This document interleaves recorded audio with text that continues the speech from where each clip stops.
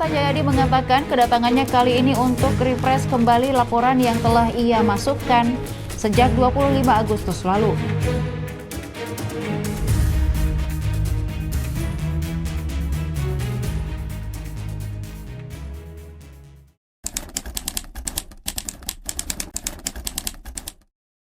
Halo Tribuners, Assalamualaikum warahmatullahi wabarakatuh. Saya Munawar Ahmad, editor Tribun Timur. Hari ini kita akan wawancara eksklusif dengan Prof. Kartajayadi. Tentu kalian tahu kita akan ngobrol soal apa. Dan untuk detailnya kita langsung bertanya ke beliau. Selamat pagi Pak Prof. Pagi Mbak Rara. Ini apa kabar nih Pak Prof? Pokoknya lihat aja, silakan menilai kualitas performa saya. Yang pasti saya alhamdulillah saya selalu ceria, selalu sehat, selalu bergembira. Ini kan Pak Prof sudah tidak lagi jadi rektor UNM. Iya. Yang banyak penasaran tuh Pak Prof kesibukannya setelah tidak lagi. Ya, itu kan jabatan rektor, dekan, ketua jurusan itu kan tugas tambahan. Tugas utama adalah dosen. Saya adalah pengajar. Jadi staf saya melaksanakan tugas meskipun by online. Meskipun ada kekeliruan dari Kementerian Pendidikan Tinggi Sains dan Teknologi, karena di awal saya juga dinonaktifkan sebagai pejabat fungsional. Itu saya tidak boleh, karena saya adalah pengajar. Kasihan mahasiswanya kalau saya berhenti tiba-tiba mengajar, menguji, membimbing. Oleh karena itu saya tetap melakukan karena saya yang tahu persoalannya. Kalau kementerian tidak tahu, ya itu urusan dia. Itu. Siap Pak Prof. Ya. Ini kita langsung aja nih Pak Prof, karena ini eksklusif banget kita akhirnya bisa ngobrol dengan Pak Prof Kartajayadi yang belakangan viral banget ini. Iya. Ini Pak betul. Prof kan kemarin sempat dilaporkan ada tuduhan di Polda Sulsel, akhirnya kasusnya tidak berlanjut, bahkan bukan di SP3 ya, tapi SP 2HP. Artinya tidak ditemukan tindak pidana di dalam pelaporan itu. Itu gimana reaksinya setelah keluar keputusan itu Pak Prof? Ya, memang dari sisi ukuran waktu cukup panjang, kemudian bisa keluar. Tapi saya paham, kepolisian juga harus berhati-hati. Apalagi dengan isu-isu yang sensitif, tentu dengan berbagai pertimbangan, sehingga akhirnya keluarlah SP2HP. Yang menunjukkan bahwa tidak cukup indikasi untuk dilanjutkan ke tahap penyidikan. Oleh karena itu di tahap lidik itu sudah berhenti, di mana melibatkan banyak komponen di situ. Ada ahli pidana, ada ahli forensik bahasa, ada ahli IT dari Komdigi, semua lengkap. Ini menunjukkan bahwa betapa kualifikasi dan kualitas dari keputusan ini sangat memadai. Bahkan menurut saya inilah yang ditunggu-tunggu meskipun dalam waktu yang cukup lama. Tapi ini kan SP2HP, tidak ada tindak pidana, tapi sudah keburu dinonaktifkan jadi rektor. Itu artinya apa nih keputusan dari Polda itu Pak Bro? Sebenarnya bukan dari Polda, dari kementerian. Kementerian? Iya. Jadi di kementerian ini saya berpikir sama cara kita berpikir bahwa legal standing harus menjadi dasar dari semua sanksi yang akan dijatuhkan. Karena dialah yang punya otoritas, APH. Aparat penegak hukum itu punya otoritas untuk menentukan seseorang bersalah atau tidak bersalah. Tapi karena kementerian telah memberikan sanksi yang semestinya memang untuk memberikan kesempatan kepada saya nonaktif sebagai rektor, itu sah-sah saja. Boleh. Tetapi dalam jangka yang lama ini juga menjadi pertanyaan besar. Tapi saya berpikir bahwa bagaimanapun berkelitnya kebenaran akan tetap muncul. Iya, akan muncul pada satu saat. Oleh karena itu meskipun kita sama kualifikasinya, sama-sama profesor, sama-sama dosen, tapi ya di balik itu saya tidak tahu ada apa dengan pertimbangan mereka sehingga memutuskan hal yang tidak biasa. Saya sebagai warga, sebagai bawahan, tentu ikut dengan keputusan dari pimpinan. Tetapi apa kemudian pimpinan itu sesuai dengan prosedur atau tidak, itu terserah dia. Yang pasti saya akan terus mencari keadilan. Tapi ini Pak Prof, setelah perjalanan pelaporan kemarin terus berefek, apa pernah Pak Prof berpikir ini ada politis ini? Sebenarnya saya awalnya selalu saya menganggap bahwa apapun bisa dikalahkan dengan logika, apapun bisa dikalahkan dengan kebenaran awalnya. Tapi ternyata dari waktu ke waktu, ternyata semua itu runtuh. Sebagaimana orang bilang bahwa dunia ini dikuasai oleh politik. Karena di dalam politik itu bisa orang setuju, tidak setuju. Asal kita sepakat, itulah keputusan-keputusan politik dengan berbagai alasan. Nah, oleh karena itu memang di awal persoalan ini saya menganggap ini ada persoalan politisnya. Tetapi karena saya lahir dari profesional, maka saya mencoba menekan itu bahwa ini bukan politik. Tapi ternyata di kepala saya, di depan saya itu selalu ada unsur politik. Saya tahu dari awal ini politiknya tinggi sekali. Karena kadang-kadang ketika saya menyampaikan sesuatu ke orang-orang yang mestinya mendukung saya, kok tidak jadi mendukung. Anehnya ini di kementerian loh. Logikanya terlalu sederhana. Sehingga saya menganggap bahwa ini unsur politik. Nah, oleh karena itu saya percaya, sejak saya menghadapi persoalan ini, memang politik ini menjadi bagian terpenting penentuan terhadap bagaimana nasib bangsa, bagaimana nasib kaum, bagaimana nasib individu. Tetapi menurut saya jangan lagi ada orang yang menjadi korban persoalan-persoalan yang profesional kemudian dikalahkan oleh persoalan politik. Berarti Pak Prof merasa aku korban dari kejadian ini? Oh, sangat. Cuma kan kalau saya menganggap itu korban, saya mengungkapkan secara langsung, saya juga orang yang menghargai hukum. Meskipun hukum itu tidak berdasar, tidak jelas landasan-landasannya untuk memberikan sanksi, untuk memberikan pembenaran dan sebagainya. Oleh karena itu, dengan adanya kejadian ini, ya membuat saya lebih tegar, membuat saya lebih melihat dunia yang selama ini gelap. Sekarang dunia nyata di depan saya. Nyata di depan saya. Dari kasus ini mungkin Pak Prof juga akhirnya tahu siapa yang mendukung, siapa yang selama ini betul-betul di sisi sangat. di UNM itu. Betul, sangat. Yang tadinya ini saya pajang di wajah saya pajang wajahnya sebagai malaikat. Ternyata tidak.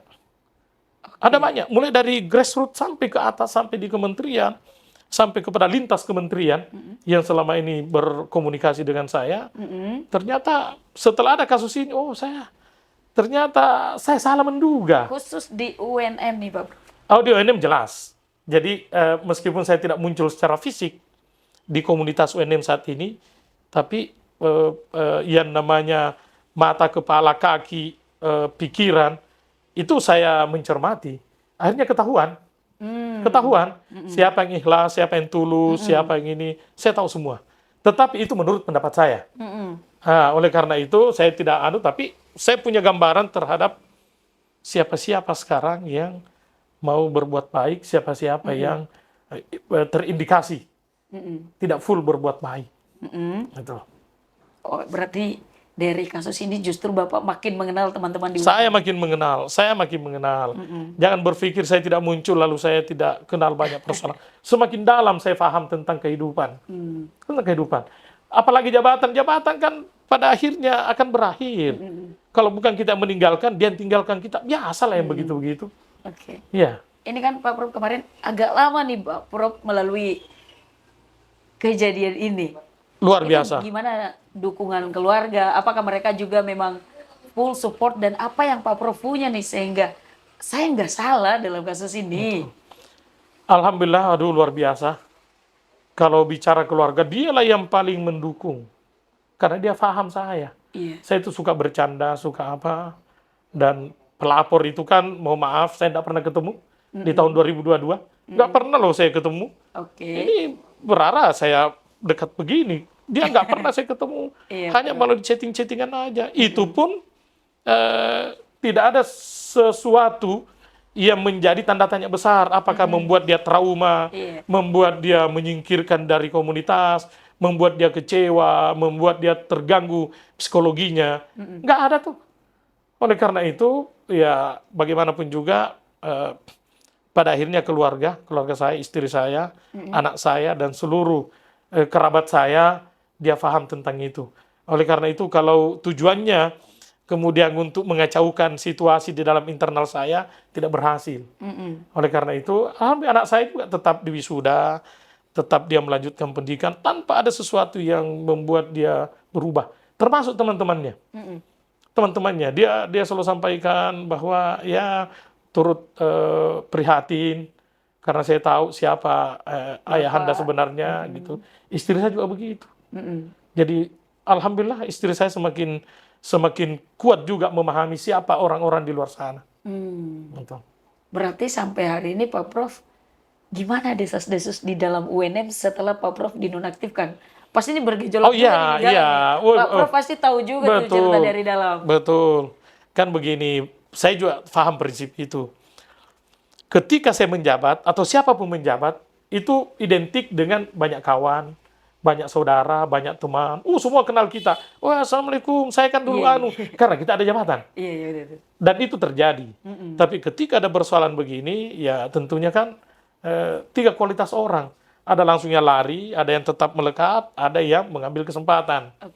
Kelihatan di kampus ini dari 3 strata ini ada semua. Ada semua. Ada yang menganggap bahwa ini kesempatan saya untuk mengambil alih, meskipun dia tidak aktif. Dia tidak aktif untuk menjatuhkan saya, tapi mungkin dia siap-siap mencari dompet yang jatuh ketika ada kerumunan. Dan Pak Prof tahu semua muka-mukanya? Oh tahu, tahu saya. Mohon maaf teman-teman semua, saya tahu semua kalian, saya tahu. Ini versi saya loh. Mohon maaf kalau saya salah. Tapi saya tahu siapa A sampai Z ketika persoalan ini dimunculkan, dan kemudian apa reaksi yang terhadap ini, nggak masalah. Yang pasti Anda harus tahu, saya tidak pernah jahat sama kalian. Saya tidak pernah jahat, termasuk pelapor pun tidak pernah saya jahat sama dia. Tidak pernah saya jahat sama dia. Silakan. Dendam ini Pak Prof sama pelapor? Saya tidak menganut istilah dendam. Karena menurut saya, Tuhan tidak memberikan saya kehidupan seperti ini kalau Tuhan tidak menghendaki. Tidak akan jatuh bulu saya satu lembar pun ketika Tuhan tidak berkehendak. Ini mungkin ujian Tuhan kepada saya. Gitu Mbak. Jadi saya tahu semua, silahkan aja jalan. Silahkan, nanti kita lihat. Dinamika hidup ini kan sangat tinggi. Itu. Tadi Pak Prof sampai menegaskan yakin bahwa ini ada politisnya. Itu apa setelah tahu ini politis nih? Langkah Pak Prof setelah itu, gini. kok bisa setenang hari ini Pak Prof? Enggak, saya selalu tenang seperti ini. Saya selalu tenang seperti ini. Kan ini masalahnya agak beda daripada biasanya nih Pak Prof. Betul. Makanya ketika saya kan cukup lama di Jakarta dengan teman-teman semua, saya bilang sama dia, saya itu andainya ada persoalan bahwa tiba-tiba rektor UNM yang bergelar profesor kok berkelahi di Tanah Abang. Itu jauh lebih bagus dibanding persoalan ini. Tetapi persoalan ini mungkin berat buat orang lain, tapi Tuhan tidak memberikan beban itu kepada saya kalau saya tidak mampu memikulnya. Ini luar biasa loh. Kenapa kemudian sampai ke arah politik? Karena saya kan sebagai rektor, saya akrab semua dengan seluruh rektor di Indonesia.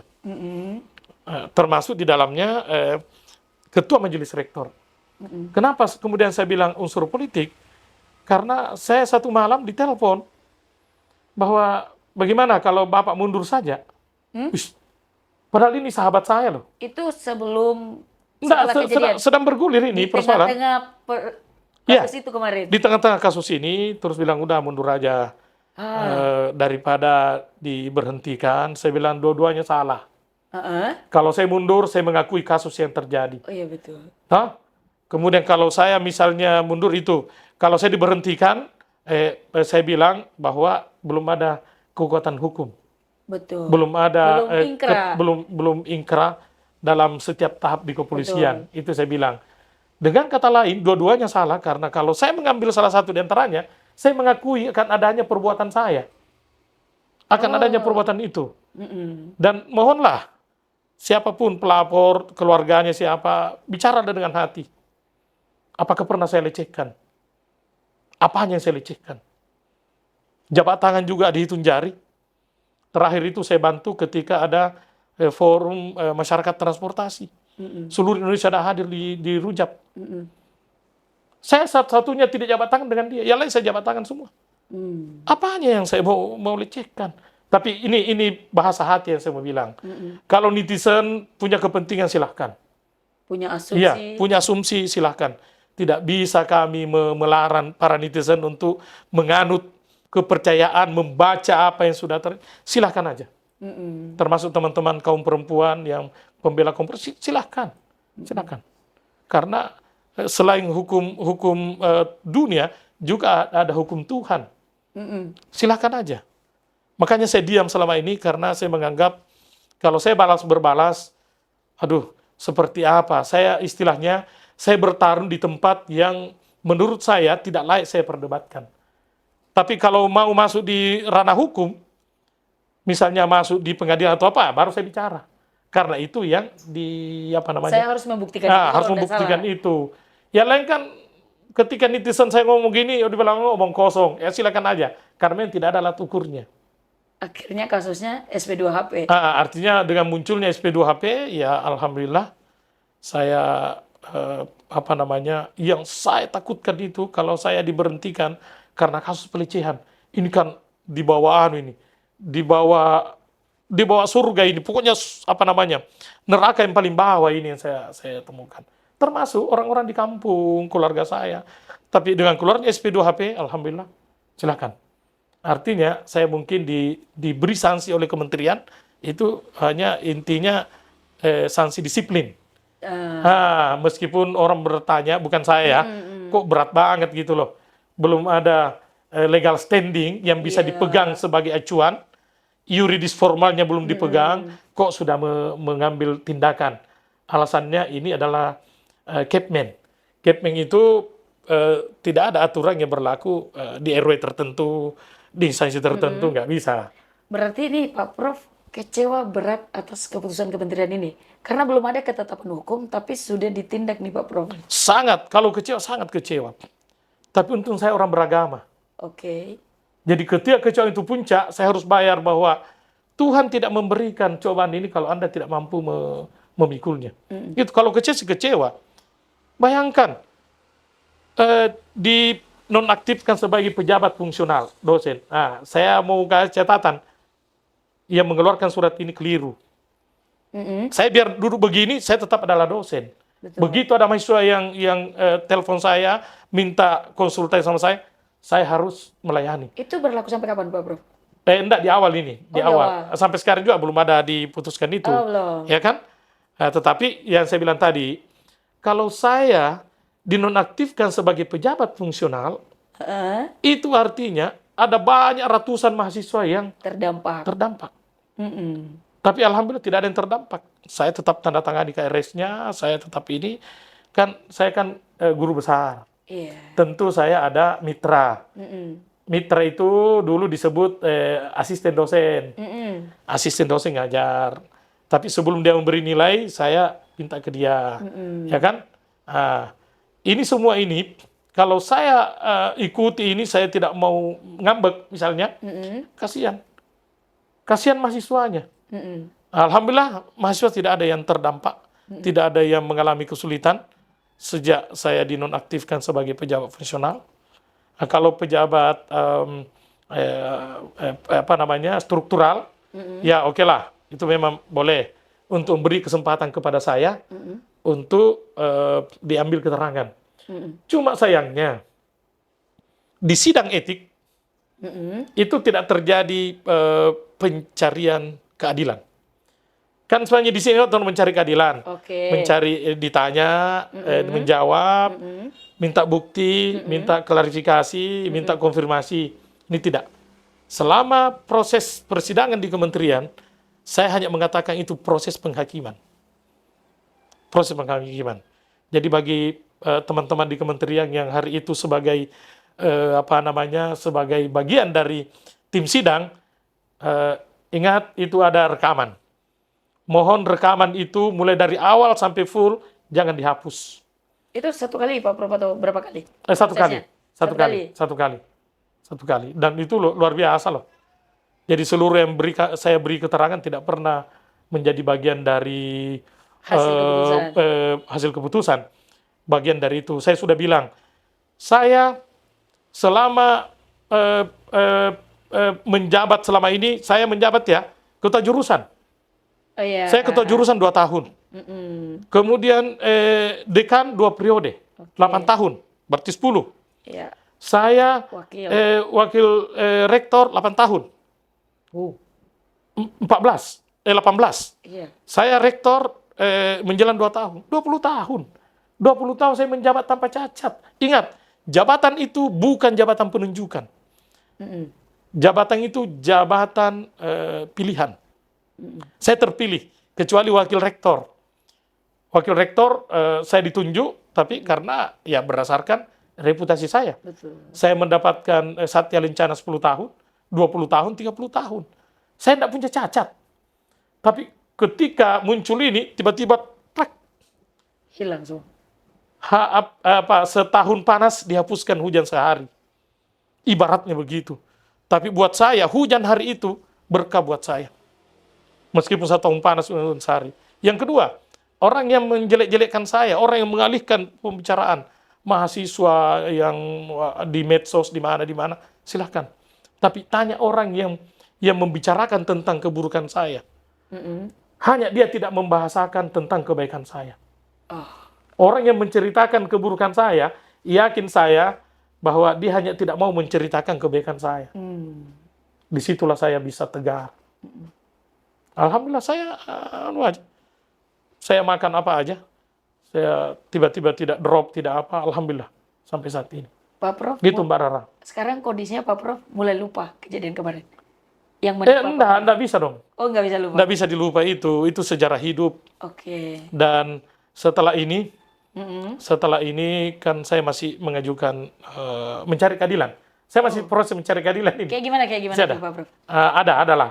Oh, iya. Formal. Oke. Nah, masalahnya kalau itu kan nanti ada yang pingsang, ada yang kasihan dia kan. Iya. Saya masih mencari keadilan. Masih mencari. Dan Ya. yakin bakal dapat Dan yakin keadilan saya juga. bakal menang. Termasuk teman-teman atasan-atasan saya, sahabat saya, silakan. Saya mencari keadilan. Tunggu Pak Prof. Pak Prof mencari keadilan mau jadi rektor lagi atau gimana? Mencari keadilan, enggak. Kalau jadi rektor kan mungkin buat orang lain saya tidak adil. Oke. Buat diri saya.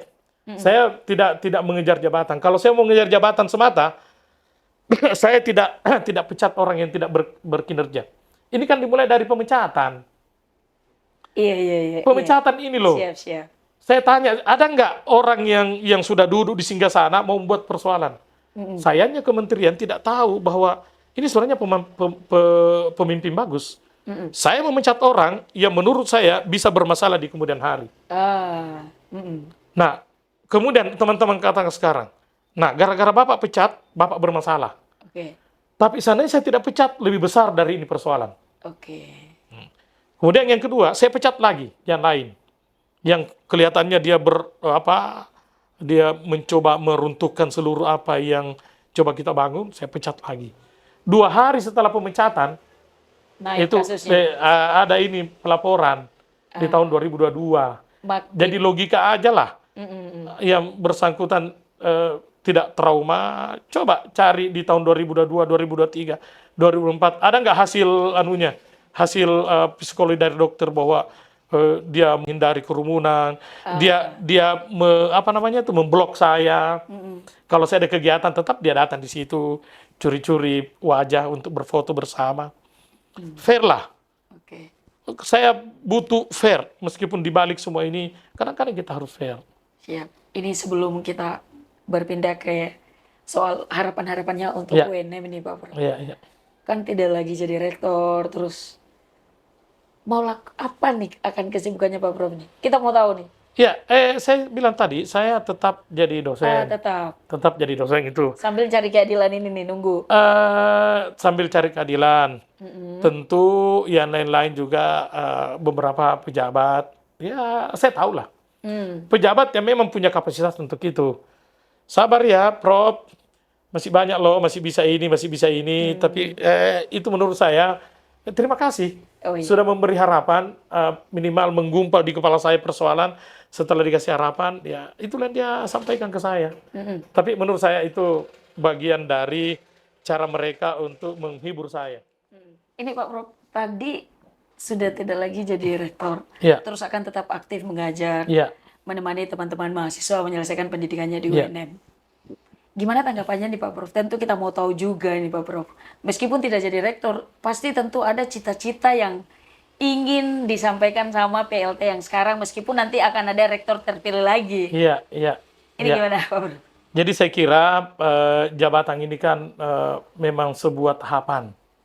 Siapapun yang melanjutkan diharapkan ketika dia PLH kemarin mestinya tidak banyak merubah, tidak banyak budaya yang sudah ada. Kemudian ketika jadi PLT, saya berharap tetaplah mengakar pada apa yang sedang dibangun oleh UNM. Karena kami di UNM juga punya keinginan, kami yang paham. UNM ini tidak bisa difahami hanya 1 bulan, 3 bulan, 6 bulan, nggak bisa. Harus tak paham akar masalahnya. Nah, oleh karena itu saya berharap siapapun pemimpinnya senantiasa mendengarkan kata Civitas Akademika, kemudian dia mencoba bersama-sama untuk membangun UNM ke arah yang lebih maju. Gitu. Kalau nanti akan muncul rektor baru nih pasti Bro, setelah pemilihan nanti. Agar tidak kejadian seperti Pak Prof nih, ada mungkin pesan ke dia yang bakal jadi rektor selanjutnya? Ya, maksud saya, tapi kalau begini keadaan sekarang, kalau orang mengandalkan media sosial, orang mengandalkan demo, orang mengandalkan tekanan-tekanan yang tidak berdasar pada hukum, itu siapapun bisa terjadi. Akan terulang ini. Jadi siapapun yang nanti sebaik bagaimanapun juga nanti, karena kan ini orang UNM banyak, Civitas Akademiknya banyak. Sedangkan yang menanti jabatan itu terlalu sedikit untuk dibagi. Maka kalau ini menjadi bagian dari kebenaran nantinya, kalau saya misalnya tidak mendapatkan keadilan, maka ini akan terjadi terus. Orang hanya bermain medsos. Ya, seperti ada Instagram, ada di apa, yang seenaknya bicara. Bayangkan, percaya nggak kalau ada Instagram bawah tanah, anonim, yang mengatakan, memang rektor UNM ini kacau. Dia kumpulkan mahasiswa, mahasiswi, kemudian mengajak nonton Liga Italia. Loh, di La Macca pula. Kapan? Ada itu beritanya. Saya bilang, aduh, bingung juga saya ini. Sejak kapan saya suka nonton Liga Italia? Tapi sukanya apa nih Pak Prof? Tim kesukaannya apa? Oh, enggak. Kalau saya sepak bola enggak. Sejak orang bisa transfer pemain, saya enggak terlalu ini. Karena nationality-nya tidak muncul. Spirit ke daerahnya tidak muncul. Mungkin gitu ini penutup dari obrolan eksklusif kita hari ini Pak Prof. Kita sangat senang loh Tribun Timur akhirnya ada kesempatan ngobrol dengan Pak Prof. Terakhir mungkin Pak Prof. Mau lapor balik atau enggak nih si yang buat laporan kemarin Pak Profnya?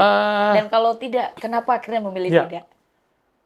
Tadinya itu saya bersama keluarga, saya berpikir bahwa udahlah kita kalau orang jahat sama kita nggak boleh jahat sama dia. Atau tapi rupanya tekanan-tekanan di luar, tekanan-tekanan keluarga, kerabat, kolega, dia bilang jangan. Akhirnya saya juga mendengar orang luar, ya udahlah. Akhirnya saya juga melapor balik. Nanti kita lihat apakah lapor balik itu juga berdasarkan pada fakta-fakta hukum yang ada atau tidak. Yang pasti saya melakukan itu katanya demi perimbangan. Menurut teman-teman, kamu kan bukan malaikat. Keluarga kamu itu bukan malaikat. Hidup ini harus hanya satu di antara sekian juta orang kalau Anda berpikir begitu. Oleh karena itu saya karena ada hak saya di situ. Ya. Berarti gitu, kemungkinan lapor balik? Ada, sudah. Sudah? Sudah berproses sekarang. Sudah berproses sekarang. Oke, terima kasih nih Pak Prof atas waktunya. Atau ada lagi terakhir Pak Prof? Enggak, saya juga terima kasih kepada Tribun Timur di edisi eksklusif ini. Saya nggak tahu, ada banyak media yang memberi kesempatan kepada saya, tapi kenapa Tribun Timur yang ya itu namanya rezeki-rezekian, kok tiba-tiba saya mencoba, iya deh, saya coba keluar meskipun orang bilang kenapa kau sembunyi? Bukan sembunyi, saya tidak mau mengaduk-aduk di tempat yang sudah kotor gitu loh, nggak mau. Saya tetap harus ada di tempat Ini menarik nih terakhir nih. Iya, iya. Oleh karena itu, karena saya tetap tahu kebenaran, tahu bagaimana proses kebenaran, tahu apa yang terjadi sesungguhnya, maka ketika ada adukan-adukan di situ, adonan-adonan yang berisi semua persoalan-persoalan hitam, saya tidak mau di situ. Saya tidak mau masuk di situ, biarlah orang mengatakan bahwa benar itu karena dia tidak ngomong. Hari ini saya ngomong dan itu yang terjadi. Mohon netizen yang tidak kenal saya, bicara dengan hati, bicara dengan logika. Apakah benar seperti itu persoalannya? Kemudian kedua, yang terakhir, bahwa ada banyak katanya korban. Ini delik aduan loh. Jangan kita mengatakan ada banyak di sana, ada 2.000, 3.000, 100, 200, 30, 20, 15. Ini delik aduan. Nggak boleh satu orang mengatakan bahwa kami melaporkan atas nama warga RT 3, RW 10. Nggak bisa begitu. Siap. Delik aduan. Siap. Silahkan. Kalau ada yang merasa saya rugikan, silahkan. Siap. Delik aduan. Saya siap menghadapi. Ini gara-gara yang kemarin itu, cerita dikit juga dong Pak Prof. Sebenarnya Pak Prof ngapain aja di UNM kemarin? Apa prestasi? Ini kan orang-orang taunya itu yang kemarin. Coba Ya. deh sedikit Oke. aja nih Pak Prof. Iya, iya. Yang menurut saya yang paling menantang prestasi kemarin ketika Fakultas Bahasa dan Seni masih bersatu. Oh iya, Masih bersatu kan? betul. Masih bersatu. Kemudian saya mendengarkan selentingan bahwa anak-anak seni adalah prajurit perang. Ketika kita berkelahi kan? Oh iya. Berkelahi dengan teknik, berkelahi dengan siapa kan gitu. Nah, sehingga saya langsung mengatakan seni harus berpisah. Saya yang memisahkan seni dengan bahasa. Oh berarti di eranya Pak Prof. Di era saya sendiri yang mengetik usulannya. Saya mengetik usulan itu untuk berpisah. Saya sendiri juga mengurus di kementerian. Saya minta ke Profesor almarhum Profesor Amin Rashid. Bilang, Prof, biarlah kami berpisah. Oleh karena itu, FSD yang sekarang itu adalah fakultas seni pertama di LPTK yang terpisah dari FBS. Oh iya. Kemudian kira-kira 3 tahun lalu baru UPI. Baru 2 sampai sekarang. Di Indonesia. Di Indonesia. Yang pertama pelopori UNM. Iya, UNM. Saya yang memisahkan itu. Pertanyaannya kenapa Pak Prof inisiasi itu? Ya itu tadi saya menganggap bahwa keilmuan, spesifikasi keilmuan perlu ditumbuhkan dengan cara membahasnya dengan sesama keilmuan. Kalau saya sesama seni mampu. Oleh karena itu sekarang Fakultas Seni dan Desainnya lumayan lah. Tidak ketinggalan banget itu dalam kancah kebudayaan nasional, dalam kancah kesenian nasional. Jadi itu yang pertama. Yang kedua, ketika saya menjadi dekan, saya berusaha kan saya dekan pertama. Dekan pertama Fakultas Seni dan Desain. Oh iya. Ya, saya dekan pertama. Sayalah yang memulai mengurangi konflik antar fakultas. Betul, sering sekali. Saya memulai. Tidak ada midentum 17, tidak ada apa. Ketika saya menjadi wakil rektor, saya juga yang mencoba mereduksi seluruh persoalan-persoalan melalui penguatan terhadap security. Ketika saya rektor, ketika saya rektor 1 tahun sekian bulan, ada nggak konflik antar mahasiswa? Nggak ada. Hampir 18 bulan Pak Prof. Iya, 18 bulan tidak ada konflik antar mahasiswa. Tidak ada. Semua sudah nyaman. Nah, sekarang ketika saya rektor kemarin, perbaikan fasilitas. Ruangan-ruangan Anda boleh lihat, ruangan-ruangan kelas di fakultas manapun. Jalan-jalan juga sudah bagus. Ya toh? Peran tamu itu bagus. Itu tidak bisa dikerjakan 1 bulan 2 bulan. Itu melalui proses-proses analisis yang tajam.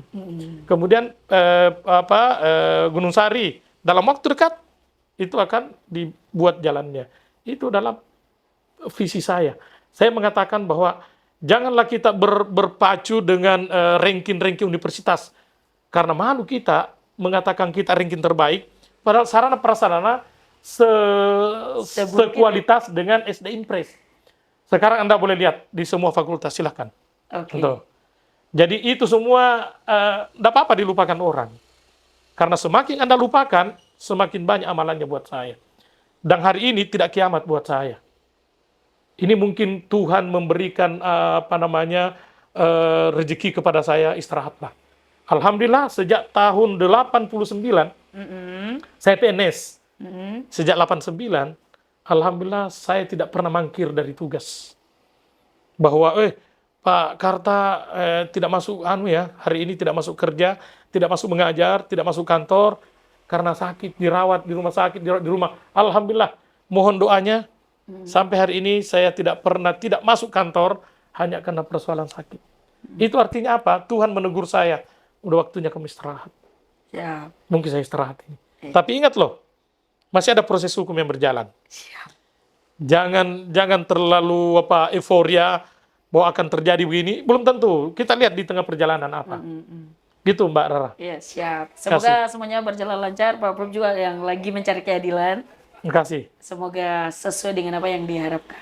Makasih. Terakhir mungkin Pak Prof, ini kita mau bulan puasa nih Pak Prof. Iya. Apa Pak Prof persiapan menuju Ramadan? Ya, menuju Ramadan karena ini adalah kegiatan rutinitas kita. Saya hanya mau menyampaikan kepada teman, siapapun sivitas akademika dalam rangka bulan suci Ramadan, mari kita masing-masing berinteraksi dengan diri sendiri, kesalahan-kesalahan yang pernah kita lakukan, terutama kepada sesama sivitas akademika. Semoga memasuki bulan Ramadan kita suci bersih dalam menghadapi bulan suci Ramadan, akhirnya nanti kita berada pada Idul Fitri, kita semua fitri, kita kembali kepada fitrahnya. Jadi semua urusan-urusan yang tidak beres di hatimu, semua yang tidak beres pada tindakanmu, ucapanmu, kembalilah kepada Tuhan. Kembalilah kepada Allah Subhanahu wa Ta'ala. Siap. Terakhir sekali Pak Prof, pisang hijau atau jalan kote ini Pak Prof? Jalan kote. Jalan kote. Oke Pak Prof. Jalan kote, iya. Ternyata Pak Prof pilih jalan kote guys untuk Ramadan nanti. Demikian obrolan eksklusif kita dengan Prof Kartajayadi. Sampai ketemu di eksklusif selanjutnya. Download Tribun X sekarang.